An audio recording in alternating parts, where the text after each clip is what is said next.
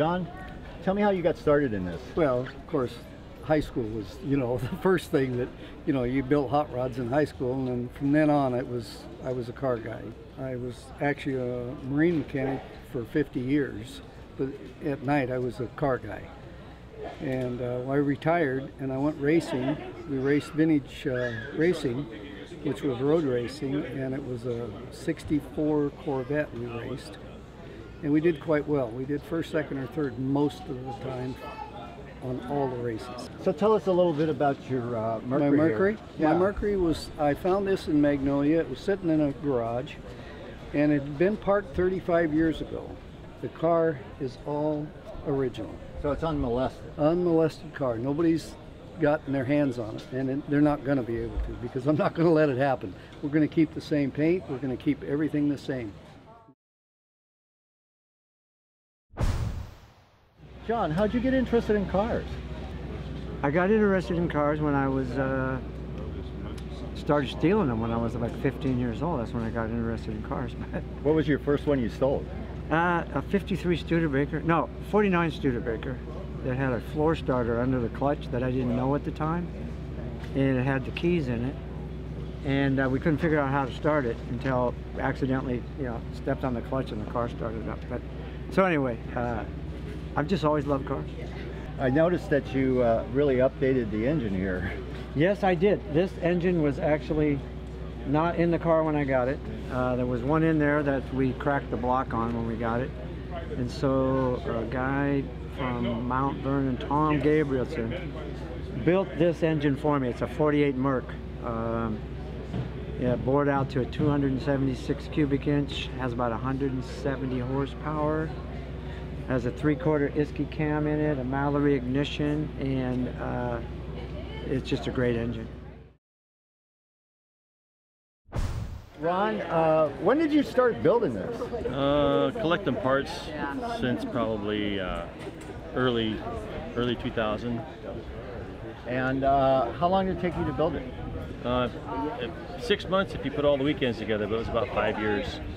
My cousin and I built 2 cars at the same time, a 28 Coopster, which was a coupe, cut the top off, made a roadster out of it, called it a Coopster, and this car here, about 5 years total, both cars.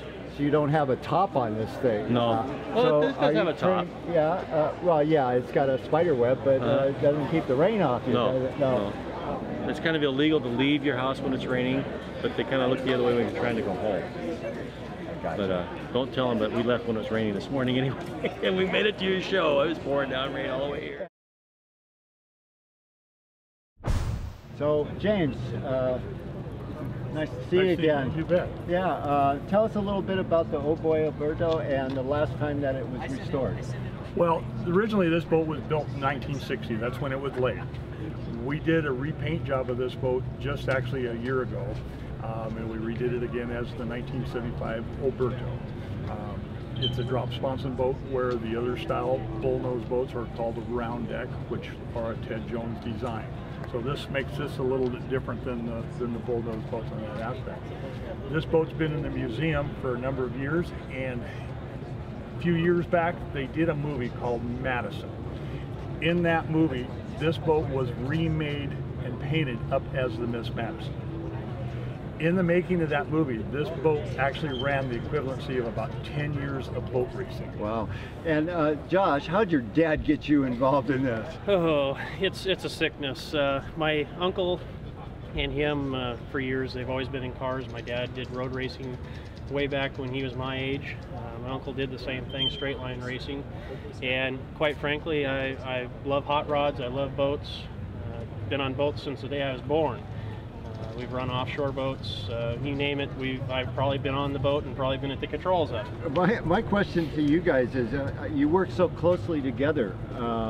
How's that work? It's a love-hate relationship. We love to hate each other. I love it.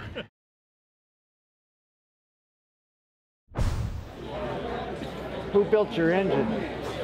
Who built the engine? I don't know. Oh. What have you done to it? I've done, basically I've had the motor out detailed. When I bought the car, it was in a swap meet in Reno. I shipped it home in pieces. So I put the car together with all the pieces that I got. but you know, I designed the breather system on it. I did all the wires, and I just like it clean. Got rid of all the chrome just to be different. And when I bought the car, the gentleman was supposed to send me all the information on the motor, but never did. So, in your journey through this 1.5 miles of cars, what car did you find that you really like today? I like everything. Big, old, sometimes the uglier the better. I mean, there just isn't one in particular. I like everything. I've had a lot of different cars, and I can't afford to have them all, so I might have something for 10 years, and I'll sell it and get something else that's different because I like so many of them. It's just, and I work on projects, and I love helping other people. It's fun. I enjoy it. You meet so many good people.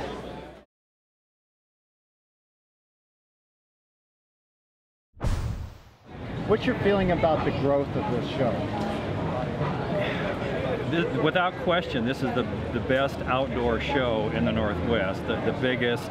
And I think the thing that I like the most about it is it's still Greenwood, it's still friendly and family and kids and a real kind of circus happy atmosphere. And we've seen this show from 200 cars to 1,200 cars over the years. I think this year you're way at the upper end of it, but it's just a great show, and everybody, this is the show maybe. So my name is Ryan Horsager. I'm 12 years old, and the person who creates Greenwood Car Show over here, Jerry, he considers me as the youngest member of the Greenwood Car Show. He waived the 16-year-old rule for me to be in it. When you got the car, was the wood amazing how it is now, obviously? Or well, the wood itself was very solid, but I had to strip it and varnish it all checked up, so we had to take it down to bare wood and bleach it, color it, stain it, and then put 12 coats of varnish on it. It'd been sitting, an older gentleman had it, he knew the value of it, and he wasn't going to put any more money into it because that's would just take away from what he wanted for it, and he knew that a person like myself was going to come along and write him a check because it was a good car to do. How many do you think are left?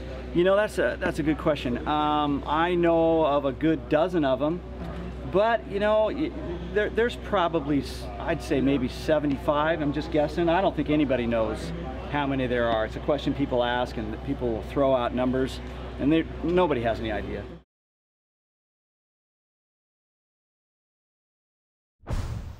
How long have you had this car? I had this car about 5 years, and I bought it when I was 60 years old for myself. That's nice. what you get to look forward to, buddy. Nice present. So is it in the condition it is in now, or is it junk? Or? No, it's had some restoration. We do little details on it. We just got a new interior, new top. Got it running again. It needed a little bit of a tune-up, like always. But earlier models had suicide doors on them. New British leather, hearts cloth, two-tone tan inside, black outside. That's nice. Put a little more light in there. So what's your favorite design element on this car? Oh, the pontoon fenders and the big headlights. The length and the size of the thing. The dual side mounts.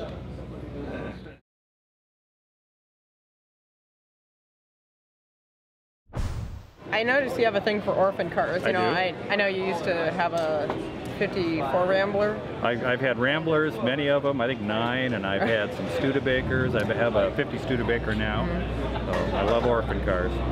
It's got suicide doors, right? Yep, it's four-door. The Champion, 1950 Champion. So it's got a straight 8? 6. Flathead 6, yeah. Yeah, those had the same motors in them from the Studebakers from 1933 to 1955. The same flathead 6-cylinder motor. So the Starlight Coupe, I think that's what it's called, that had a straight? And 51 was the first year of the V8. So, yeah.